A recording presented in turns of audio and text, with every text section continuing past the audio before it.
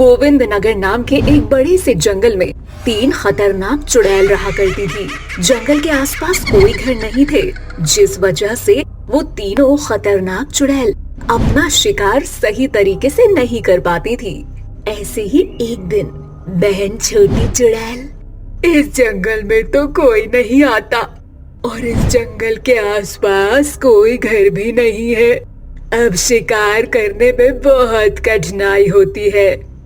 बहन काली चुड़ैल, तुम बिल्कुल सही बोल रही हो। अगर ऐसा ही रहा तो हमें भूखा रहना पड़ सकता है। अरे इतने बड़े जंगल में हमारे रहने का फिर क्या फायदा अगर हमें भूखा रहना पड़े तो। इससे तो अच्छा है कि हम जंगल को छोड़कर किसी गांव में चले जाए या किसी दूसरे जंगल में जहाँ बहुत सारे इंसान हो, ताकि हमें उनका शिकार करने में और उन्हें मारकर खाने में कोई कठिनाई ना हो। तुम सही कह रही हो चुड़ैल बहन। चलो हम तीनों यहाँ से चलते हैं और समंदर के पास वाले जंगल में जाते हैं। अगर वहाँ आसपास में कोई गांव दिखता है तो वहीं पर अपना डेरा डाल लेंगे। अगर ऐसा ही है तो फिर अब इंतजार किस बात का, चलते हैं। इतना बोलकर वो तीनों खतरनाक चुड़ैल समंदर के पास वाले जंगल में जाती हैं, जहाँ वो एक छोटा सा गांव देखती हैं।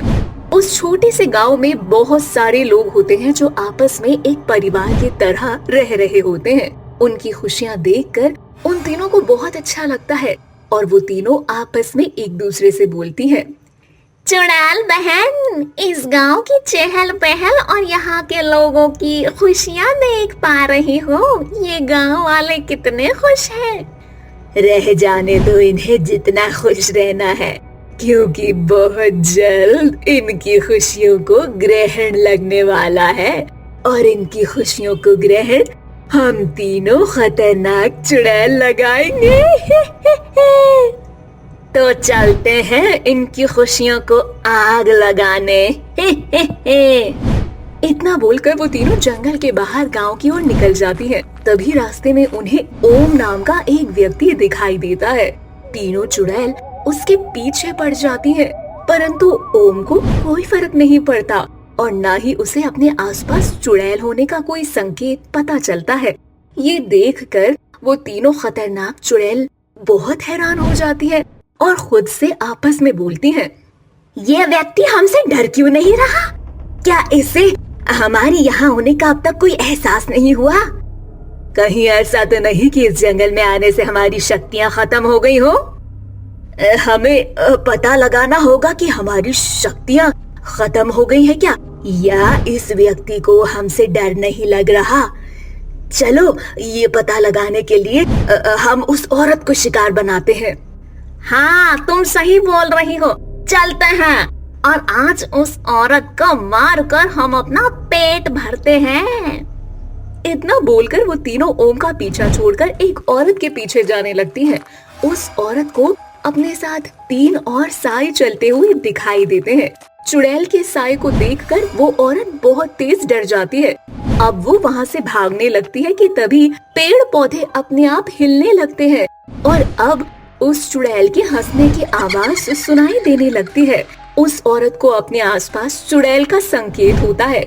जैसे ही वो औरत वहाँ से जाने लगती है, वैसे ही उसे महसूस होता है जैसे किसी ने उसकी गर्दन पकड़ ली हो और किसी ने उसका हाथ। वो अपनी जगह से हिल तक नहीं पाती। कुछ देर बाद वो तीनों चुड़ैल उसके सामने आ जाती हैं। अपने सामने 3 खतरनाक चुड़ैलों को देखकर वो तो बहुत डर जाती है और वो तीनों खतरनाक चुड़ैल उसे पकड़कर नदी में ले जाती हैं और उसे बेरहमी से डुबोकर मार डालती हैं। उसको मारकर तीनों चुड़ैलों को बड़ी खुशी मिलती है और वो तीनों आपस में बोलती हैं, हम तीनों अभी भी उतनी ही शक्तिशाली हैं जितनी की पहले थी। पर हम उस लड़के का कुछ क्यों नहीं बिगाड़ सके? अब तो मुझे उस लड़के की जान ही चाहिए। उसे ही मारकर अब मैं अपना पेट भरना चाहती हूँ। ठीक है, कल हमारा पहला शिकार वही लड़का होगा जो आज हमारे हाथों से बच गया। उसके बाद ही हम कोई दूसरा शिकार करेंगे। अब अगले दिन वो तीनों फिर से ओम को घेर लेती हैं, पर इस बार भी वो तीनों चुड़ैल ओम का कुछ नहीं बिगाड़ पाती और ओम अपने घर पहुंचकर कुछ देर बाद सो जाता है। चुड़ैल उस पर निगरानी रखती है। तीनों को कुछ समझ नहीं आता कि वो तीनों आखिर ओम का कुछ बिगाड़ क्यों नहीं पा रही हैं। जिसके बाद वो एक और आदमी को अपना शिकार बनाती है। वो आदमी भी उन तीनों चुड़ैलों के हाथों मारा जाता है। जिसके बाद तीनों चुड़ैल उसके सामने आ जाती है और जोर जोर से हंसते हुए ओम से बोलती है, बहुत जी लिया तू, अब तुझे मरना होगा, चाहे हमें इसके लिए तेरे सामने ही क्यों ना आना पड़े। हा, हा, हा।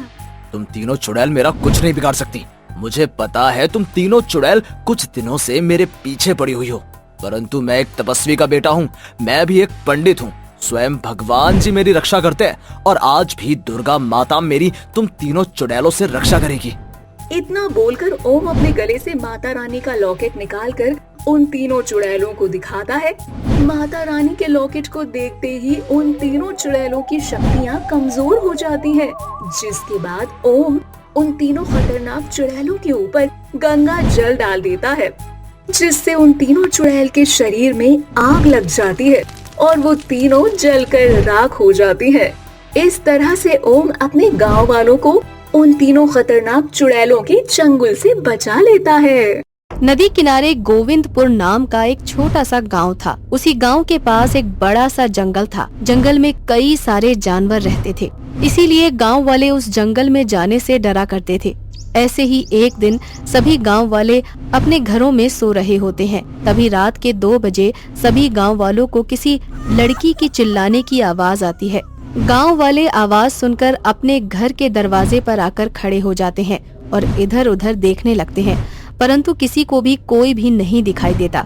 जिसके बाद पुष्पा नाम की एक औरत अपनी पड़ोसन दिया से बोलती है, अरे बहन, तुमने भी किसी लड़की की चीखने की आवाज सुनी क्या? हाँ बहन, अभी कुछ समय पहले हमें भी किसी लड़की के चिल्लाने की आवाज सुनाई दी थी, पर आसपास तो कोई नजर नहीं आ रहा। फिर ये आवाज किसकी हो सकती है? अरे भाइयों और बहनों, ऐसा भी हो सकता है कि ये आवाज जंगल में से किसी की हो। आखिर जंगल में इतने सारे जानवर जो हैं, क्या पता कोई मुसाफिर जा रहा हो और जंगल के जानवरों ने उसको अपना शिकार बना लिया हो। तुम सही बोल रहे हो भैया, हमें भी ऐसा ही लगता है। चलो अब हम सब अपने अपने घरों में जाकर सो जाते हैं। ऐसे भी बहुत रात हो चुकी है, इस समय घर से बाहर निकलना सही नहीं होगा। क्या पता जंगल के जानवर गांव में आ जाएं। हाँ बहन, बोल तो सही रही हो तुम। जिसके बाद सभी लोग अपने अपने घरों में जाकर सो जाते हैं। सभी लोग अभी सोने के लिए अपने बिस्तर में ही गए होते हैं कि जोर जोर से आंधी तूफान चलने लगता है। तेज आंधी तूफान देखकर दिया खुद से बोलती है, पता नहीं आज क्या हो रहा है, पहले किसी की चिल्लाने की आवाज और अब ये तेज आंधी तूफान। खैर, मुझे अब सो जाना चाहिए। मौसम का क्या है, वो तो बिगड़ता ही रहता है। इतना बोलकर दिया सोने ही जा रही होती है कि तभी उसे अपने घर में किसी के घुंघरू की आवाज सुनाई देती है। घुंघरू की आवाज सुनकर वो उसका पीछा करती है और अपने घर से बाहर निकल जाती है। दिया जैसे जैसे उस घुंघरू की आवाज का पीछा करके उसके पास जाने की कोशिश करती है, उस घुंघरू की आवाज उससे मानो और दूर हो जाती है। देखते ही देखते अब दिया अपने घर से बाहर गांव के जंगल के पास आ जाती है। जंगल के पास आते ही दिया के कदम रुक जाते हैं और वो खुद से बोलती है, हे भगवान, ये मुझे क्या हो गया है? मैं यहाँ कैसे आ गई? मौसम तो बिगड़ता ही जा रहा है, मुझे जल्दी से घर जाना चाहिए। इतना बोलकर दिया अपने घर की ओर जाने लगती है कि तभी उसे चीते की आवाज सुनाई देती है। चीते की आवाज सुनकर दिया डर जाती है और डरते हुए पीछे मुड़कर देखती है तो वो देखती है कि एक चुड़ैल चीते के ऊपर बैठी हुई है और जोर जोर से हंस रही है। चुड़ैल और चीते को देखकर दिया जोर से चिल्लाती है और तभी वो चुड़ैल दिया का सर काट देती है और भूतिया चीता उसके शरीर को खा जाता है। दिया की आवाज सुनकर एक बार फिर से सभी गांव वाले बाहर की ओर आते हैं और एक दूसरे से बोलते हैं, अरे गांव वालों, क्या तुम लोगों ने दिया बहन की आवाज सुनी? हाँ बिरजू भैया, मुझे दिया बहन की आवाज सुनाई दी, तभी तो हम सब गांव वाले बाहर आए हैं। दिया बहन की आवाज जंगल के पास से आई है। चलो चलकर दिया बहन को देखते हैं। हाँ हाँ पुष्पा बहन, तुम सही बोल रही हो। इससे पहले कि हम लोगों को दिया बहन के पास पहुंचने में देरी हो जाए, हम लोगों को जल्द से जल्द दिया बहन को ढूंढना होगा। अब सभी गांव वाले अपने हाथों में मशाल लेकर जंगल की ओर निकल पड़ते हैं। जंगल के पास पहुंचते ही सभी गांव वाले देखते हैं कि जंगल के बाहर ही दिया का सर पड़ा हुआ है और उसके शरीर को देखकर ऐसा लग रहा होता है मानो जैसे किसी जानवर ने उसके शरीर को नोच नोच कर खा लिया हो। सभी गांव वालों का दिल दहल जाता है और वो सभी जल्दी से अपने घर आ जाते हैं और अगली सुबह सभी आपस में बातें करते हैं। दिया बहन की लाश को देखकर ऐसा लग रहा था मानो जैसे ये किसी चुड़ैल का काम हो। तुम सही बोल रहे हो बिरजू भैया, परंतु दिया बहन के शरीर को देखकर ऐसा लग रहा था मानो जैसे उसकी लाश को किसी जानवर ने नोच नोच कर खाया हो। आखिर समझ नहीं आ रहा है कि ये काम किसका हो सकता है। आखिर कौन हो सकता है जिसने दिया बहन को मार डाला। मुझे तो पूरा यकीन है ये काम किसी चुड़ैल का ही है।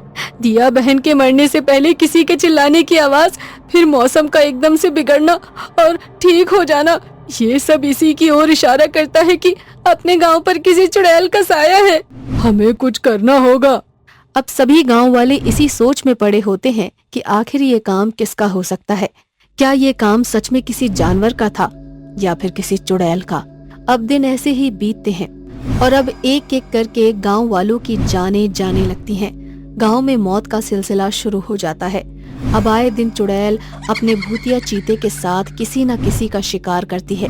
गांव वालों को चुड़ैल के बारे में अब सब पता चल जाता है, जिसके बाद सभी गांव वाले चुड़ैल से छुटकारा पाने के लिए एक बाबा के पास जाते हैं और सारी बात पहाड़ी वाले बाबा को बताते हैं। पहाड़ी वाले बाबा एक छोटा सा यज्ञ करवाते हैं।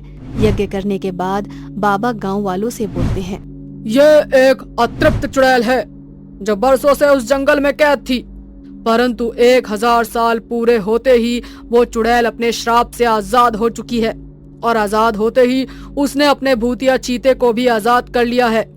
वो अब गांव के हर इंसान को एक एक करके मार देगी।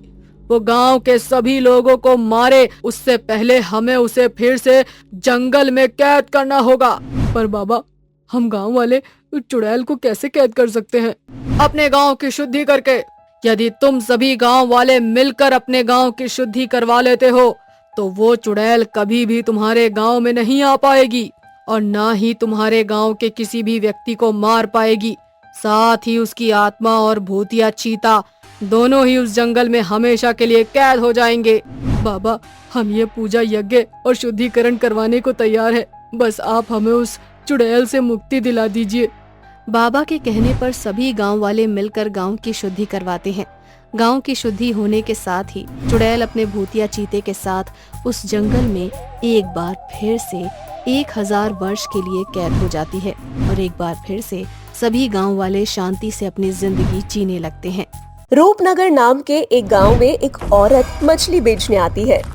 मछली ले लो, मछली, ताजी ताजी मछली, ऐसी मछली कहीं नहीं मिलेगी, एक बार लोगे तो बार बार आओगे। अरे बहन, ये औरत तो अपने गांव में कभी मछली बेचने नहीं आई। ये तो नई मछली वाली लग रही है। हाँ बहन, तुम सही बोल रही हो। क्यों ना इस बार इसकी मछली लेकर देखते हैं कैसी है। वैसे देखने में तो मछली सच में बड़ी ताजी लग रही है। चलो चलो, आज चलकर इस मछली वाले से ही मछली लेके देखते हैं। दोनों औरतें चुड़ैल के पास मछली लेने जाती हैं और उसकी मछली को देखकर बोलती हैं, अरे ओ मछली वाली बहन, ये कांटे वाली मछली कैसे दे रही हो? कांटे वाली मछली 100 रुपए और राव मछली 200 रुपए। अरे मछली बेच रही हो या सोना चांदी? सही से रेट लगाओ ना। तुम्हें जो देना है दे दो, बस ये सारी मछलियाँ ले लो, क्योंकि ये मछलियाँ मैं तुम गांव वालों के लिए बड़ी ही मुश्किल से पकड़ कर लाई हूँ। अच्छा ऐसा क्या? तो एक काम करो, तुम मेरे लिए कुछ मछलियाँ पैक कर दो। चुड़ैल उन दोनों औरतों के लिए मछलियाँ पैक कर देती है और आगे बढ़ जाती है। अब रात हो जाती है और वो दोनों औरतें अपने अपने घरों में मछलियाँ बनाती हैं। तभी उनमें से एक औरत का पति, जिसका नाम रूपेश होता है, वो घर आता है और मछली की खुशबू सूंघकर अपनी बीवी से बोलता है, अरे मीना डार्लिंग, आज तो मछलियों की बहुत अच्छी खुशबू आ रही है। अरे आज गांव में नई मछुआरन आई थी मछलियाँ लेकर। बड़ी ही ताजी ताजी मछलियाँ थी उस मछुआरन की, इसीलिए मैंने उससे मच्छियाँ ले ली। आपको पता है, इस मछलियों को बनाने में मुझे ज्यादा मेहनत भी नहीं करनी पड़ी। और इसकी खुशबू, वाह वाह वाह, इसकी खुशबू से तो ऐसा लग रहा है जैसे ये बड़ी ही टेस्टी बनी है। मुझे तो डर लग रहा है कि इस मछली की खुशबू से कहीं गांव वाले अपने बर्तन लेकर मेरे घर ना आ जाएं, ये बोलते हुए कि मीना बहन थोड़ी सी मछली देना, हम भी टेस्ट करना चाहते। अरे आप सिर्फ अपने हाथ की बनाई मछलियों की तारीफ ही करती रहोगी या मुझे खाने को भी दोगी? अरे देती हूँ, सब्र रखो। आज हम दोनों साथ में बैठकर खाएंगे। जिसके बाद मीना रूपेश के लिए मछलियाँ निकालती है और दोनों साथ में बैठकर खाते हैं। अब मछली खाकर दोनों खुद भी एक मछली बन जाते हैं। जिसके बाद चुड़ैल उन दोनों के पास आती है और जोर जोर से हंसने लगती है। हा हा हा हा हा, मेरी आज की 2 ताजी ताजी मछलियाँ फिर से तैयार हो गई। अब इन्हें पकड़कर अपनी टोकरी में भरूंगी और अगली सुबह दूसरे गांव में जाकर इन मछलियों को बेच दूंगी। हा हा हा। अरे तुम कौन हो जिसने हम दोनों पति पत्नी को मछली बना दिया? ऐसा क्या था तुम्हारी मछली में? अच्छा, तो तुम जानना चाहती हो मैं कौन हूँ? तो देखो मेरा असली रूप। इतना बोलकर चुड़ैल अपने असली रूप में आ जाती है। वो दोनों मछली बनी पति पत्नी चुड़ैल को देखकर हैरान हो जाते हैं और अपनी जगह पर फड़फड़ाने लगते हैं। परंतु चुड़ैल उन दोनों को पकड़कर अपनी टोकरी में भर लेती है और उन दोनों की बोलती बंद कर देती है और दूसरी औरत के घर जाकर उन दोनों मछलियों को लेकर वहाँ से गायब हो जाती है। अगली सुबह दूसरे गांव में जाकर वो मछलियाँ बेचती है। इसी तरह से जो भी कोई उस चुड़ैल की मछली खाता वो मछली बन जाता। ऐसे ही एक दिन वो चुड़ैल गांव में जाती है। मछली ले लो मछली। मछली वाले की आवाज सुनकर सभी गांव वाले मछली लेने के लिए अपने घर से बाहर निकलते हैं। जिनमें से एक औरत चुड़ैल से बोलती है, अरे बहन, ये मछलियाँ कैसी दी? तुम मुझे जितने दे पाओ उतने दे दो, पर मुझसे मेरी ये सारी मछलियाँ ले लो। ये बात सुनकर 2 औरतें कान में खुसफुस करते हुए बोलती हैं, इतनी ताजी और बढ़िया मछली ये मछली वाली हमें फ्री में क्यों दे रही है? मुझे तो कुछ गड़बड़ लग रही है, जरूर दाल में कुछ काला है। हाँ बहन, तुम सही बोल रही हो, वरना तुम ही बताओ ना, कोई मछुआरा इतनी मुश्किलों से समंदर से मछली पकड़ कर लाए और फ्री में गांव में जाकर मछली बेचे? ऐसा तो हो नहीं सकता। वो अपनी पड़ोसन है ना, जिसका पति मछली पकड़ता है, पता है ना वो मछली बेचते समय 1 रुपए कम नहीं करता और कितना गाना गाने लगता है। वही तो बहन, वैसे भी मुझे तो फ्री का माल बिल्कुल पसंद नहीं, पर मुझे इस मछुआरन को देखकर ऐसा लगता है जैसे ये बेचारी गरीब है। एक काम करते, हम इसे पैसे दे देते हैं और इसकी मछलियाँ भी नहीं लेते, ताकि ये किसी दूसरे गांव में जाकर अपनी मछलियों को बेच सके और थोड़ा बहुत पैसा कमा सके।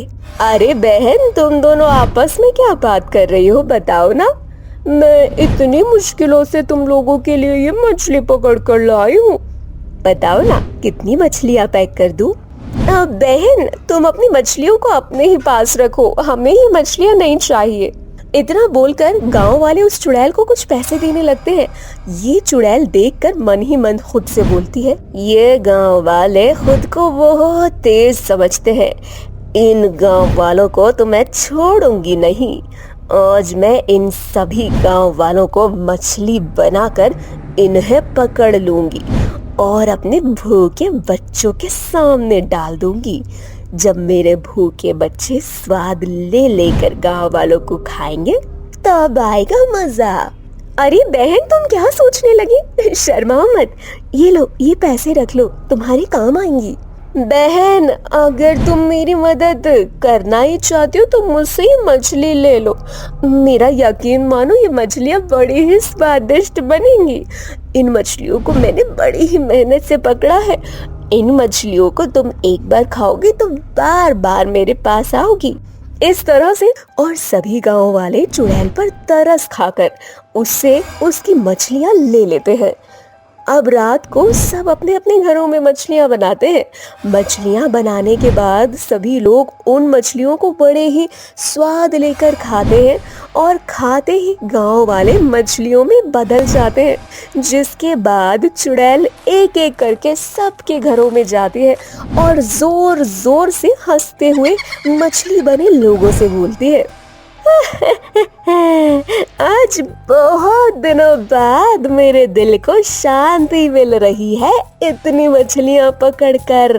वैसे तुम गांव वालों को मुझे बेवकूफ बनाने में बड़ी मेहनत करनी पड़ी है, पर कोई बात नहीं, तुम सबको पकड़कर अपने बच्चों के सामने फेंक दूंगी और मेरे बच्चों का आज पेट भर जाएगा।